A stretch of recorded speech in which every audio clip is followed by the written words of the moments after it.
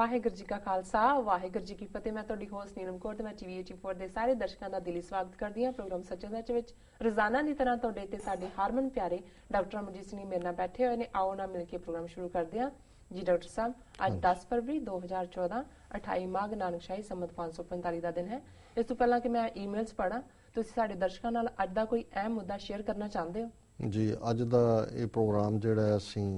ਕਸ਼ਮੀਰ ਸੰਘਰਸ਼ ਦੇ ਦੋ ਉਹਨਾਂ ਮਹਾਨ ਯੋਧਿਆਂ ਔਰ ਸ਼ਹੀਦਾਂ ਨੂੰ ਸਮਰਪਿਤ ਕਰਦੇ ਜੀ, ਜਿਨ੍ਹਾਂ ਨੇ ਆਪਣੇ ਲੋਕਾਂ ਦੇ ਹੱਕਾਂ ਲਈ ਆਪਣੇ ਜੀਵਨ, ਕੈਰੀਅਰ, ਆਪਣਾ ਪਰਿਵਾਰ ਸਭ ਨੂੰ ਛੱਡ ਕੇ ਸੰਘਰਸ਼ ਕੀਤਾ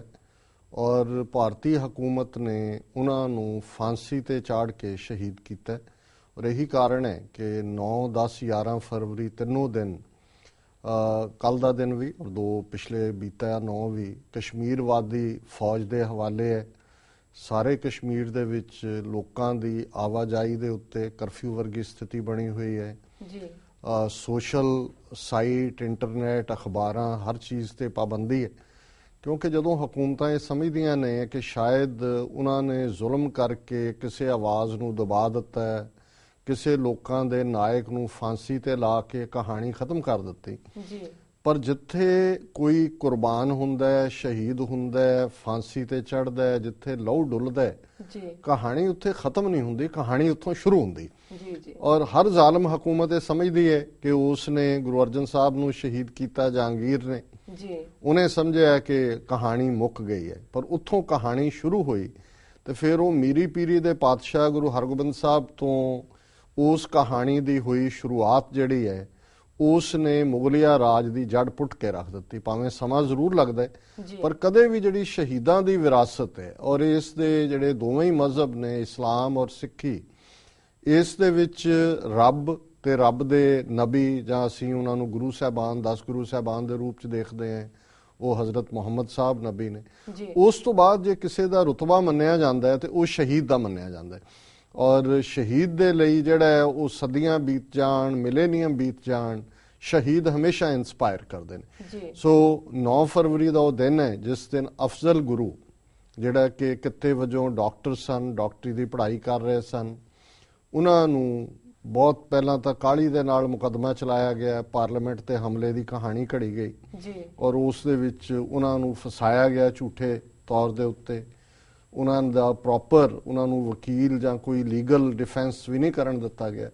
ਔਰ ਜ਼ੁਲਮ ਦੀ ਇੰਤਹਾ ਇਹ ਸੀ ਕਿ ਈਵਨ ਉਹਨਾਂ ਨੂੰ ਰਾਤੋਂ ਰਾਤ ਫਾਂਸੀ ਦੇ ਦਿੱਤੀ ਗਈ ਔਰ ਉਹਨਾਂ ਦੀ ਜਿਹੜੀ ਮ੍ਰਿਤਕ ਸਰੀਰ ਹੈ ਉਸ ਨੂੰ ਤਿਹਾੜ ਜੇਲ੍ਹ ਦੇ ਵਿੱਚ ਹੀ ਦਫਨਾ ਦਿੱਤਾ ਗਿਆ, ਜਦੋਂ ਕਿ ਉਹਨਾਂ ਦੀ ਪਤਨੀ ਔਰ ਉਹਨਾਂ ਦਾ ਬੇਟਾ ਜਿਹੜਾ ਕਸ਼ਮੀਰ ਵਾਦੀ ਦੇ ਵਿੱਚ ਉਹ ਉਡੀਕ ਰਿਹਾ ਸੀ ਕਿ ਸਾਡੇ ਨਾਲ ਕਦੋਂ ਹੁਣ ਮੁਲਾਕਾਤ ਹੋਏਗੀ। ਉਹ ਮਿਲਦੇ ਰਹੇ, ਪਰ ਦੁਨੀਆ ਭਰ ਦੇ ਜੂਰਿਸਪ੍ਰੂਡੈਂਸ ਦੇ ਵਿੱਚ ਅਖੀਰਲੀ ਮੁਲਾਕਾਤ ਦੀ ਗੱਲ ਹੁੰਦੀ ਹੈ, ਜਿਹਦੇ ਵਿੱਚ ਪਰਿਵਾਰਜਨਾਂ ਨੂੰ ਮਿਲਿਆ ਜਾਂਦਾ ਹੈ, ਅਖੀਰਲੀ ਇੱਛਾ ਪੁੱਛੀ ਜਾਂਦੀ ਹੈ ਔਰ ਫਿਰ ਜਿਹਨੂੰ ਅਸੀਂ ਡਿਗਨਿਟੀ ਇਨ ਡੈਥ ਕਹਿੰਦੇ ਆ ਉਹ ਦਿੱਤੀ ਜਾਂਦੀ ਹੈ। ਜੇ ਕੋਈ ਲਾਵਾਰਸ ਹੋਏ, ਉਸ ਦੀ ਲਾਸ਼ ਕਲੇਮ ਕਰਨ ਕੋਈ ਨਾ ਆਏ, ਫਿਰ ਤਾਂ ਹੱਕ ਹੁੰਦਾ ਹੈ ਵੀ ਤੁਸੀਂ ਉਸ ਨੂੰ ਕ੍ਰੀਮੇਟ ਕਰੋ। ਪਰ ਜਦੋਂ ਉਸ ਦੀ ਪਤਨੀ ਔਰ ਉਸ ਦਾ ਬੇਟਾ, ਛੋਟਾ ਬੇਟਾ, ਜਿਸ ਨੂੰ ਉਸ ਨੇ ਬੜੀ ਰੀਝ ਦੇ ਨਾਲ, ਉਹਦਾ ਭਵਿੱਖ ਦਾ ਵੀ ਉਸ ਨੇ ਉਹਨੂੰ ਗਾਈਡ ਕੀਤਾ ਵੀ ਕੀ ਕਰਨਾ, ਆਪਣੀ ਵਾਈਫ ਨੂੰ ਹਦਾਇਤਾਂ ਦਿੱਤੀਆਂ, ਲੇਕਿਨ ਉਸ ਨੂੰ ਚੁੱਪ ਚਪੀਤੇ ਬਿਨਾਂ ਇਨਫੋਰਮ ਕੀਤੇ ਪਰਿਵਾਰ ਨੂੰ, ਔਰ ਉਹਦੇ ਹੈਂਗ ਹੋਣ ਤੋਂ 2 ਦਿਨ ਬਾਅਦ ਘਰ ਵਾਲਿਆਂ ਨੂੰ ਤਿਹਾੜ ਜੇਲ੍ਹ ਦੀ ਚਿੱਠੀ ਮਿਲਦੀ ਹੈ ਕਿ ਜੀ ਅਸੀਂ 9 ਫਰਵਰੀ ਨੂੰ, ਔਰ 9 ਫਰਵਰੀ 2013 ਨੂੰ ਉਹਨਾਂ ਨੂੰ ਜਿਹੜਾ ਹੈ ਉਹ ਫਾਂਸੀ ਤੇ ਲਾਇਆ ਗਿਆ। ਚੰਗੀ ਗੱਲ ਹੈ ਕਿ ਸੁਪਰੀਮ ਕੋਰਟ ਦਾ ਜਿਹੜਾ ਫੁੱਲ ਬੈਂਚ ਦਾ ਇੱਕ ਫੈਸਲਾ ਪਿੱਛੇ ਆਇਆ ਹੈ, ਉਹਦੇ ਚ ਉਹਨਾਂ ਨੇ ਅਫਜ਼ਲ ਗੁਰੂ ਦੇ ਇਸ ਕੇਸ ਨੂੰ ਧਿਆਨ ਚ ਰੱਖਦੇ ਆ। ਉਸ ਤੋਂ ਪਹਿਲਾਂ ਇਹੀ ਅਜ਼ਮਲ ਕਸਾਬ ਦੇ ਨਾਲ ਵੀ ਪੂਨੇ ਚ ਕੀਤਾ ਗਿਆ, ਪਰ ਉਹ ਤਾਂ ਦੂਸਰੇ ਦੇਸ਼ ਦਾ ਸ਼ਹਿਰੀ ਸੀ, ਉਹਦੇ ਤਾਂ ਕੋਈ ਬਹਾਨਾ ਹੋ ਸਕਦਾ ਹੈ। ਸੁਪਰੀਮ ਕੋਰਟ ਨੇ ਹਦਾਇਤਾਂ ਦਿੱਤੀਆਂ ਨੇ ਵੀ ਘੱਟੋ ਘੱਟ 2 ਹਫ਼ਤੇ ਪਹਿਲਾਂ ਸੰਬੰਧਿਤ ਪਰਿਵਾਰਾਂ ਨੂੰ ਇਨਫੋਰਮ ਕੀਤਾ ਜਾਏਗਾ, ਉਹਨਾਂ ਨੂੰ ਸੋਲੀਟਰੀ ਕਨਫਾਈਨਮੈਂਟ ਚ ਨਹੀਂ ਰੱਖਿਆ ਜਾਏਗਾ। ਕਿੰਨੀਆਂ ਕਿ ਇੰਪਲੀਮੈਂਟ ਹੁੰਦੀਆਂ ਇਹ ਬਾਅਦ ਦੀ ਗੱਲ ਹੈ, ਪਰ ਅਫਜ਼ਲ ਗੁਰੂ ਦੀ ਸ਼ਹੀਦੀ ਨੂੰ 1 ਸਾਲ ਪੂਰਾ ਹੋਇਆ ਔਰ ਦੂਸਰਾ ਕਸ਼ਮੀਰ ਦਾ ਸ਼ਹੀਦ ਜਿਹਨੇ ਅਫਜ਼ਲ ਗੁਰੂ ਵਰਗਿਆਂ ਨੂੰ ਇਨਸਪਾਇਰ ਕੀਤਾ। ਔਰ ਜਦੋਂ ਮੈਂ ਡੇਟਸ ਦੇਖ ਰਿਹਾ ਸੀ ਕਿ 11 ਫਰਵਰੀ 1984 ਨੂੰ ਮਕਬੂਲ ਭੱਟ ਨੂੰ ਵੀ ਤਿਹਾੜ ਜੇਲ੍ਹ ਦੇ ਵਿੱਚ ਫਾਂਸੀ ਦਿੱਤੀ ਗਈ ਸੀ ਔਰ ਉਸ ਨੂੰ ਵੀ ਉਸ ਤਿਹਾੜ ਜੇਲ੍ਹ ਦੇ ਵਿੱਚ ਹੀ ਦਫਨਾਇਆ ਗਿਆ ਸੀ। ਹੁਣ ਮਕਬੂਲ ਭੱਟ ਵੀ ਜਿਹੜੀ ਅੱਜ ਕਸ਼ਮੀਰ ਦੀ ਸਟਰਗਲ ਹੈ ਉਸ ਬਹੁਤ ਵੱਡਾ ਯੋਗਦਾਨ ਮਕਬੂਲ ਭੱਟ ਦੀ ਸ਼ਹਾਦਤ ਦਾ ਹੈ। ਉਹ ਇੱਕ ਬੜਾ ਲਿਬਰਲ ਕਿਸਮ ਦਾ, ਡੈਮੋਕ੍ਰੇਸੀ 'ਚ ਯਕੀਨ ਰੱਖਣ ਵਾਲਾ, ਇੱਕ ਇਨਸਾਫ ਪਸੰਦ ਕਸ਼ਮੀਰੀ ਸੀ ਔਰ ਉਹ ਉਹੀ ਮੰਗ ਕਰ ਰਿਹਾ ਸੀ ਜਿਹੜੀ ਮੰਗ ਭਾਰਤ ਨੇ ਯੂਨਾਈਟਿਡ ਨੇਸ਼ਨ ਸਿਕਿਉਰਿਟੀ ਕਾਉਂਸਲ 'ਚ ਮੰਨੀ ਹੋਈ ਹੈ ਕਿ ਲੋਕਾਂ ਨੂੰ ਸਵੈ ਨਿਰਣੇ ਦਾ ਹੱਕ, ਰਾਈਟ ਆਫ ਸੈਲਫ ਡਿਟਰਮੀਨੇਸ਼ਨ। ਲੇਕਿਨ ਇਹਦੇ ਬਾਵਜੂਦ ਮਕਬੂਲ ਭੱਟ ਨੂੰ ਜਿਹੜਾ ਹੈ ਉਹ ਸ਼ੈਮ ਟ੍ਰਾਇਲ ਚਲਾ ਕੇ ਫਾਂਸੀ ਤੇ ਲਟਕਾਇਆ ਗਿਆ। ਔਰ ਜਦੋਂ ਮੈਂ ਫਰਵਰੀ 1984 'ਚ ਦੇਖਦਾ ਵੀ ਫਾਂਸੀ ਦੇਣੀ ਹੈ, ਉਹੀ ਮਹੀਨਾ ਹੈ ਜਦੋਂ ਕਿ ਇੰਦਰਾ ਗਾਂਧੀ ਮਾਰਗਰਟ ਥੈਚਰ ਯੂਕੇ ਦੀ ਪ੍ਰਾਈਮ ਮਿਨਿਸਟਰ ਤੋਂ ਮਦਦ ਮੰਗ ਰਹੀ ਹੈ ਔਰ ਉਹਨਾਂ ਦਾ ਸਪੈਸ਼ਲ ਜਿਹੜਾ SAS ਮਿਲਟਰੀ ਸਪੈਸ਼ਲ ਰੈਜੀਮੈਂਟ ਹੈ ਉਹਦਾ ਆਲਾ ਆਫੀਸਰ ਜਿਹੜਾ ਉਹ ਦਿੱਲੀ 'ਚ ਬੈਠ ਕੇ ਮੈਪ ਤਿਆਰ ਕਰ ਰਿਹਾ ਕਿ ਦਰਬਾਰ ਸਾਹਿਬ ਤੇ ਹਮਲਾ ਕਰਨਾ। ਸੋ ਜੇ ਅਸੀਂ ਦੇਖੀਏ ਕਿ ਵੀ ਜਦੋਂ ਵੀ ਕੋਈ ਹਕੂਮਤ ਆਪਣੀ ਕਿਸੇ ਘੱਟ ਗਿਣਤੀ ਨੂੰ ਟਾਰਗੇਟ ਕਰਦੀ ਹੈ ਤੇ ਫਿਰ ਇੱਕ ਨੂੰ ਇੱਕ ਵਾਰ ਲਿਆ ਜਾਂਦਾ ਤਾਂ ਕਿ ਭੜਕ ਨਾ ਉੱਠਣ ਜਾਂ ਉਹਨਾਂ ਨੂੰ ਟੁਗੈਦਰ ਨਾ ਕੀਤਾ ਜਾਏ। ਪਰ ਜਿਹੜੀ ਇੰਦਰਾ ਗਾਂਧੀ ਬਾਹਰਲੇ ਮੁਲਕ ਦੀ ਜਿਹੜੀ ਹੈ ਸਪੈਸ਼ਲ ਟੀਮ ਦੇ ਆਫੀਸਰ ਤੋਂ ਘੱਟ ਗਿਣਤੀ ਸਿੱਖਾਂ ਨੂੰ ਮਾਰਨ ਦੇ ਲਈ ਜਿਹੜੀ ਹੈ ਪਲਾਨ ਤਿਆਰ ਕਰਵਾ ਰਹੀ ਹੈ, ਉਹੀ ਜਿਹੜੀ ਹੈ ਉਸੇ ਮਹੀਨੇ ਦੇ ਵਿੱਚ ਜਿਹੜੀ ਹੈ 11 ਫਰਵਰੀ ਨੂੰ ਅਫਜ਼ਲ ਗੁਰੂ ਨੂੰ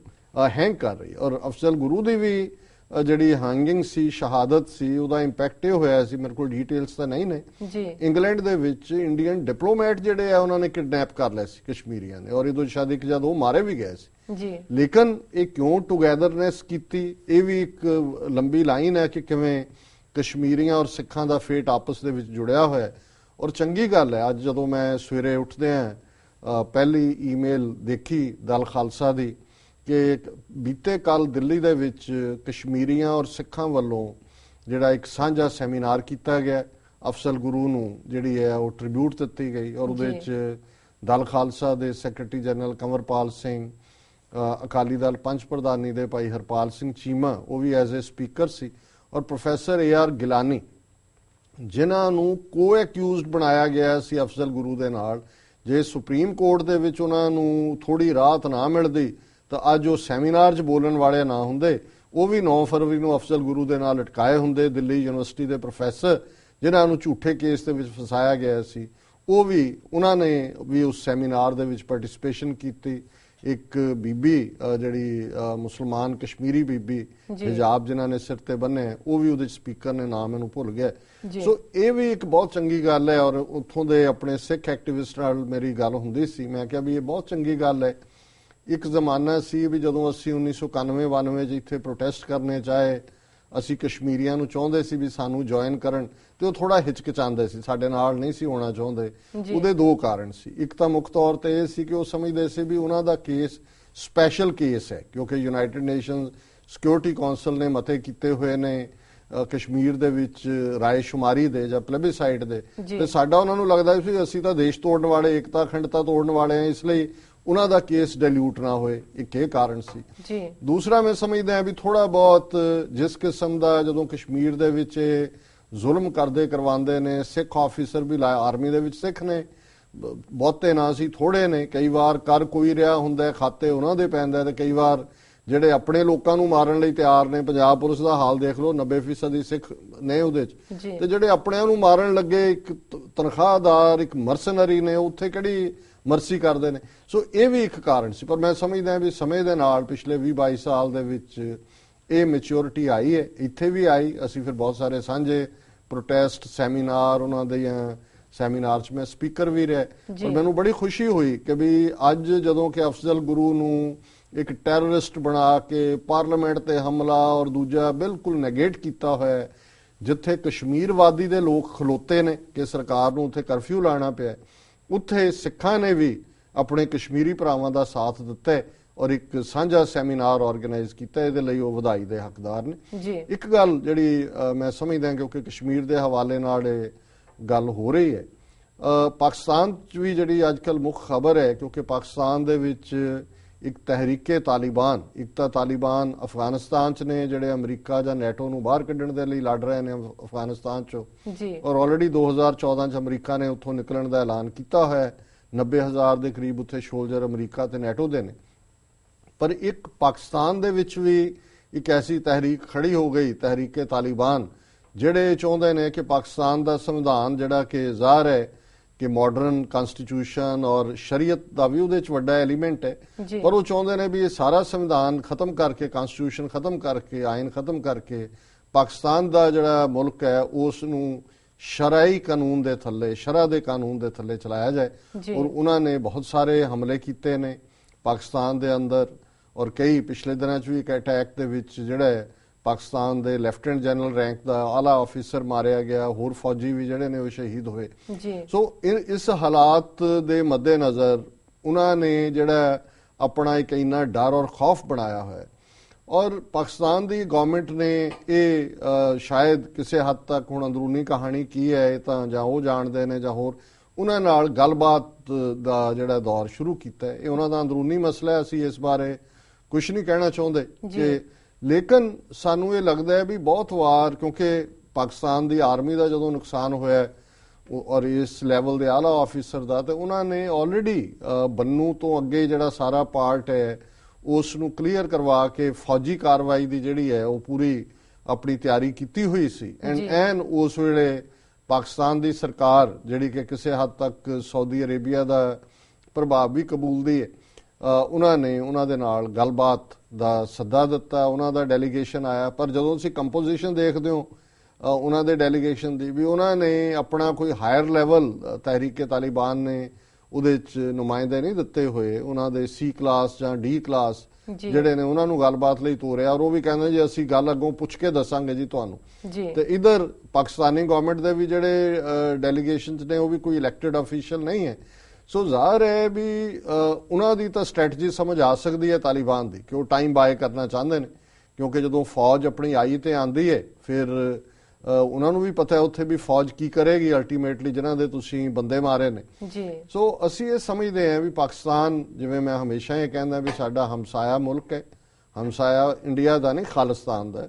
ਔਰ ਸਾਡਾ ਹਮੇਸ਼ਾ ਇੰਟਰਸਟ ਪਾਕਿਸਤਾਨ 'ਚ ਹੁੰਦਾ ਹੈ। ਇਸ ਗੱਲ ਦੇ ਮੱਦੇਨਜ਼ਰ ਵੀ ਕਿ ਪਾਕਿਸਤਾਨ ਨੂੰ ਅਸੀਂ ਇੱਕ ਸਕਸੈਸਫੁਲ ਤਜਰਬੇ ਦੇ ਤੌਰ ਤੇ ਦੇਖਣਾ ਚਾਹੁੰਦੇ, ਕਿਉਂਕਿ ਉਸੇ ਮਾਡਲ ਤੇ ਹੀ ਖਾਲਿਸਤਾਨ ਬਣਨੇ,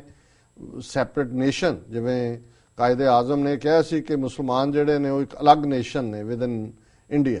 ਔਰ ਉਹਨਾਂ ਨੇ ਕਦੇ ਵੀ ਇਹ ਨਹੀਂ ਸੀ ਡਿਨਾਈ ਕੀਤਾ ਵੀ ਸਿੱਖ ਅਲੱਗ ਨੇਸ਼ਨ ਨਹੀਂ ਨੇ। ਸੋ ਸਿੱਖ ਵੀ ਅਲੱਗ ਨੇਸ਼ਨ ਨੇ, ਉਸੇ ਦੇ ਬੇਸ ਤੇ ਅਸੀਂ ਨੇਸ਼ਨ ਬਣਾਉਣਾ ਚਾਹੁੰਦੇ। ਤੇ ਜੇ ਪਾਕਿਸਤਾਨ ਦਾ ਭਵਿੱਖ ਜਾਂ ਵਰਤਮਾਨ ਉਹ ਰੋਸ਼ਨ ਨਹੀਂ ਹੁੰਦਾ ਜਾਂ ਉਹਦੇ 'ਚ ਪੀਸ ਐਂਡ ਸਟੇਬਿਲਿਟੀ ਨਹੀਂ ਹੁੰਦੀ, ਤੇ ਇਹ ਸਾਡਾ ਜਿਹੜਾ ਐਕਸਪੈਰੀਮੈਂਟ ਹੈ ਭਵਿੱਖ ਦਾ ਉਸ ਨੂੰ ਵੀ ਹਾਰਮ ਕਰਦਾ। ਸੋ ਅਸੀਂ ਇਹ ਸਮਝਦੇ ਹਾਂ, ਹਾਲਾਂ ਸਾਡਾ ਕੋਈ ਲੋਕਲ ਸਟੈਂਡ ਆਈ ਨਹੀਂ ਹੈ ਕਿ ਵੀ ਅਸੀਂ ਕਿਸੇ ਨੂੰ ਇਨਫਲੂਐਂਸ ਕਰ ਸਕੀਏ, ਪਰ ਅਸੀਂ ਇਹ ਸਮਝਦੇ ਹਾਂ ਵੀ ਬਹੁਤ ਵਾਰ ਕੁਝ ਨੀਤੀਆਂ ਜਿਹੜੀਆਂ ਨੇ, ਔਰ ਇਹ ਈਵਨ ਪਾਕਿਸਤਾਨ ਦੇ ਇੱਕ ਦੋ ਇੰਟੈਲੈਕਚੁਅਲਸ ਨੇ ਵੀ ਲਿਖਿਆ ਸੀ ਕਿ ਜੇ ਪਾਕਿਸਤਾਨ ਦੀ ਗਵਰਨਮੈਂਟ ਨੇ ਦੇਖਣਾ ਹੈ ਵੀ ਉਸ ਖਿੱਤੇ ਦੇ ਵਿੱਚ ਜਿੱਥੇ ਨਾਰਥ ਵਜ਼ੀਰਿਸਤਾਨ, ਸਾਊਥ ਵਜ਼ੀਰਿਸਤਾਨ, ਔਰਕਜ਼ਾਈ, ਖੈਬਰ, ਬਿਜੌੜ, ਇਹ ਸਾਰੇ ਇਲਾਕੇ ਜਿੱਥੋਂ ਇਹ ਸਾਰੀ ਚੀਜ਼ ਪਨਪਦੀ ਹੈ, ਵੀ ਇਸ ਖਿੱਤੇ ਨਾਲ ਕਿਵੇਂ ਡੀਲ ਕਰਨੇ, ਤੇ ਉਹਨਾਂ ਨੂੰ ਫਿਰ ਮਹਾਰਾਜਾ ਰਣਜੀਤ ਸਿੰਘ, ਹਰੀ ਸਿੰਘ ਨਲੂਆ ਮਾਡਲ ਇਹ ਜਿਹੜਾ ਮਾਈਂਡ 'ਚ ਰੱਖਣਾ ਪਏਗਾ। ਇਸ ਤੋਂ ਬਿਨਾ ਜਿਹੜੀ ਹੈ ਨੈਗੋਸ਼ੀਏਸ਼ਨ, ਗੱਲਬਾਤ ਕਿਸੇ ਕੰਢੇ ਤੇ ਨਹੀਂ ਲਿਜਾਂਦੇ। ਔਰ ਇੱਕ ਵਾਕਿਆ ਹੈ ਹਰੀ ਸਿੰਘ ਨਲੂਏ ਦੇ, ਜਦੋਂ ਉਹ ਕੈਂਪੇਨ ਚੱਲ ਰਿਹਾ ਸੀ ਪਿਸ਼ਾਵਰ ਤੋਂ ਬਾਅਦ, ਕਿ ਇੱਕ ਇਲਾਕੇ 'ਚ ਜਿੱਥੇ ਉਹਨਾਂ ਦੇ ਇਕੱਠੇ ਹੋਏ, ਜਿਨ੍ਹਾਂ ਨੂੰ ਜਰਗਾ ਕਹਿੰਦੇ ਨੇ ਅੱਜ, ਉਹਨਾਂ ਦੀ ਜਿਹੜੀ ਵੀ ਐਡਮਿਨਿਸਟ੍ਰੇਟਿਵ ਬਾਡੀ ਸੀ, ਉਹ ਘੇਰਿਆ ਨਲੂਏ ਦੀ ਫੌਜ ਨੇ, ਔਰ ਉਹਨਾਂ ਨੇ ਟਾਈਮ ਮੰਗਿਆ ਗੱਲਬਾਤ ਲਈ। 48 ਘੰਟੇ ਦਿੱਤੇ, ਉਹਨਾਂ ਨੇ ਕਿਹਾ ਜੀ 48 ਘੰਟੇ ਹੋਰ, ਫਿਰ 48 ਘੰਟੇ। ਜਦੋਂ ਹਫ਼ਤਾ ਕੁ ਲੰਘ ਗਿਆ, 4 ਚੁਫੇਰੇ ਹਰੀ ਸਿੰਘ ਨਲੂਆ ਵੀ ਜਿਹੜਾ ਉਹ ਬੇਆਰਾਮ ਜਿਹਾ ਹੋ ਰਿਹਾ ਸੀ ਵੀ ਕੀ ਹੈ। ਫਿਰ ਉਹਨੇ ਦੇਖਿਆ ਵੀ ਇੱਕ ਦਿਨ ਜ਼ੋਰ ਦਾ ਮੀਂਹ ਪਿਆ, ਬੜੀ ਜ਼ੋਰਦਾਰ ਮੀਂਹ ਪਿਆ, ਤਾਂ ਉਹਨੇ ਦੇਖਿਆ ਵੀ ਜਿਹੜੇ ਲੋਕ ਨੇ ਉੱਥੇ ਉਹ ਕੋਠਿਆਂ ਤੇ ਚੜ੍ਹ ਕੇ ਤੇ ਮਿੱਟੀ ਨੂੰ ਕੁੱਟ ਰਹੇ ਨੇ ਉਹਦੇ ਨਾਲ। ਉਹਨਾਂ ਨੇ ਕਿਹਾ ਜੀ ਇਹ ਕੀ ਹੈ? ਉਹਨਾਂ ਨੇ ਕਿਹਾ ਜੀ ਇੱਥੇ ਇਹ ਮਿੱਟੀ ਕੁੱਟਣੀ ਪੈਂਦੀ ਹੈ, ਮਿੱਟੀ ਇਸ ਕਿਸਮ ਦੀ ਹੈ ਕਿ ਅਦਰਵਾਈਜ਼ ਇਹ ਜਿਹੜੀ ਹੈ ਬਿਲਕੁਲ ਤਿੜਕ ਜਾਏਗੀ ਤੇ ਸਾਨੂੰ ਇਹਨੂੰ ਕੁੱਟਣਾ ਪੈਂਦਾ। ਤਾਂ ਉਹਨੇ ਨਾਲ ਹੀ ਨਲੂਏ ਨੇ ਕਿਹਾ ਵੀ ਕਰ ਦਿਓ ਅਟੈਕ। ਉਹਨੇ ਕਿਹਾ ਵੀ ਜਿੱਥੋਂ ਦੀ ਮਿੱਟੀ ਇਸ ਕਿਸਮ ਦੀ ਹੈ ਕਿ ਉਹ ਡੰਡੇ ਨਾਲ ਹੀ ਸਿੱਧੀ ਹੁੰਦੀ ਹੈ, ਇਹਨਾਂ ਨੇ ਡੰਡੇ ਤੋਂ ਬਿਨਾਂ ਸਿੱਧੇ ਨਹੀਂ ਹੋਣਾ। ਸੋ ਅਸੀਂ ਸਮਝਦੇ ਹਾਂ ਵੀ ਅਸੀਂ ਦਾ ਮਤਲਬ ਇਹ ਨਹੀਂ ਹੈ ਕਿ ਜਿਹੜੇ ਬੇਗੁਨਾਹ ਕਿਤੇ ਵੀ ਲੋਕ ਨੇ ਉਹਨਾਂ ਨੂੰ ਕੋਈ ਨੁਕਸਾਨ ਪਹੁੰਚਾਉਣ ਦੇ ਹੱਕ 'ਚ ਹੈ, ਪਰ ਅਸੀਂ ਸਮਝਦੇ ਹਾਂ ਵੀ ਇਸ ਕਿਸਮ ਦਾ ਜਿਹੜਾ ਫਤੂਰ ਹੁੰਦਾ ਹੈ, ਜਨੂਨ ਹੁੰਦਾ ਹੈ, ਜਿਵੇਂ ਉੱਥੇ ਉਹਨਾਂ ਨੇ ਆਪਣੇ ਲੋਕਾਂ ਨੂੰ ਮਾਰਿਆ ਔਰ ਬੜੀ ਬੇਰਹਿਮੀ ਦੇ ਨਾਲ ਉਹ ਇਸ ਕਿਸਮ ਦੀਆਂ ਕਾਰਵਾਈਆਂ ਕਰਦੇ ਨੇ, ਔਰ ਉਹਦੇ 'ਚ ਸਿਰਫ ਇਕੱਲੀ ਫੌਜ ਹੀ ਨਹੀਂ ਹੈ, ਸਿਵਲ ਦੇ ਵਿੱਚ ਕਿਤੇ ਦਰਗਾਹ ਤੇ ਹਮਲਾ ਹੈ, ਕਿਤੇ ਸ਼ੀਆਂ ਤੇ ਹਮਲਾ ਹੈ, ਕਿਤੇ ਹੋਰ ਹੈ। ਸੋ ਅਸੀਂ ਸਮਝਦੇ ਹਾਂ ਵੀ ਪਾਕਿਸਤਾਨ ਦੀ ਸੁਸਾਇਟੀ ਦਾ ਸੋਸ਼ਲ ਫੈਬਰਿਕ, ਉਹਨਾਂ ਦਾ ਇੱਕ ਆਪਣੀ ਐਜ਼ ਏ ਨੇਸ਼ਨ ਹੋਂਦ ਜਿਹੜੀ ਹੈ ਉਹਨੂੰ ਇਹਨਾਂ ਨੇ ਉਹਦੇ ਤੇ ਸਵਾਲੀਆ ਨਿਸ਼ਾਨ ਇਹ ਲਾ ਦੇਣਗੇ ਜੇ ਇਹਨਾਂ ਨੂੰ ਹੋਰ ਸਟਰੈਂਥ ਮਿਲੇਗੀ। ਸੋ ਅਸੀਂ ਸਮਝਦੇ ਹਾਂ ਕਿ ਵੀ ਜਿਨ੍ਹਾਂ ਨਾਲ ਗੱਲਬਾਤ ਕਰਨੀ ਚਾਹੀਦੀ ਹੈ ਉਹਨਾਂ ਨਾਲ ਜ਼ਰੂਰ ਕਰਨੀ ਚਾਹੀਦੀ ਹੈ,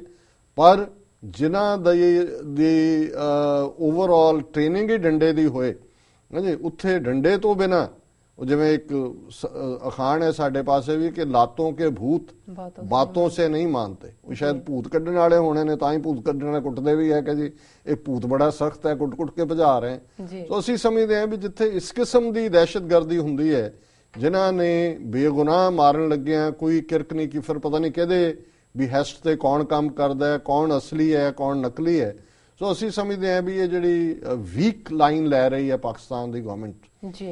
ਇਹ ਗੱਲ ਠੀਕ ਨਹੀਂ ਹੋਏਗੀ, ਇਹ ਰੋਂਗ ਮੈਸੇਜ ਦੇਗੀ, ਉਹਨਾਂ ਨੂੰ ਹੋਰ ਐਮਪਾਵਰ ਕਰੇਗੀ। ਔਰ ਅਸੀਂ ਇਹ ਗੱਲ ਬੜੀ ਰਿਲੈਕਟੈਂਟਲੀ ਆਪਣੇ ਪਾਕਿਸਤਾਨੀ ਭਰਾਵਾਂ ਭੈਣਾਂ, ਪਾਕਿਸਤਾਨ ਨੂੰ ਐਜ਼ ਏ ਨੇਸ਼ਨ ਜਿਹੜਾ ਹੈ ਉਹ ਮਹਿਫੂਜ਼ ਦੇਖਣ ਲਈ, ਐਜ਼ ਏ ਨੇਸ਼ਨ ਜਿਹੜਾ ਉਹਨੂੰ ਤਰੱਕੀ ਕਰਦਾ ਦੇਖਣ ਦੇ ਲਈ ਕਹਿ ਰਹੇ ਜੀ। ਸੋ ਬਾਕੀ ਉਹਨਾਂ ਦੀ ਮਰਜ਼ੀ ਹੈ, ਪਤਾ ਨਹੀਂ ਸਾਡਾ ਸੁਨੇਹਾ ਕੋਈ ਕਦੇ ਉਹਨਾਂ ਨੂੰ ਪਹੁੰਚਦਾ ਜਾਂ ਨਹੀਂ ਪਹੁੰਚਦਾ ਜੀ, ਪਰ ਜੋ ਸੁਣਦੇ ਨੇ ਬੈਠੇ ਤਾਂ ਘੱਟੋ ਘੱਟ ਇਸ ਗੱਲ ਨੂੰ ਜ਼ਰੂਰ ਦੇਖਣ ਕਿ ਲਾਤੋਂ ਕੇ ਭੂਤ ਬਾਤੋਂ ਸੇ ਨਹੀਂ ਮਾਨਤੇ ਜੀ। ਡਾਕਟਰ ਸਾਹਿਬ ਤੁਹਾਡਾ ਬਹੁਤ ਬਹੁਤ ਧੰਨਵਾਦ, ਤੁਸੀਂ ਅਹਿਮ ਮੁੱਦੇ ਦੀ ਜਾਣਕਾਰੀ ਸਾਡੇ ਦਰਸ਼ਕਾਂ ਨਾਲ ਸਾਂਝੀ ਕੀਤੀ। ਉਹਨਾਂ ਨੇ ਬ੍ਰੇਕ ਵਿਊਅਰਸ ਈਮੇਲ ਦਾ ਸਿਲਸਿਲਾ ਇਸ ਤਰ੍ਹਾਂ ਚੱਲਦਾ ਰਹੇਗਾ, ਮਿਲਦੇ ਹਾਂ ਛੋਟੇ ਬ੍ਰੇਕ ਤੋਂ ਬਾਅਦ।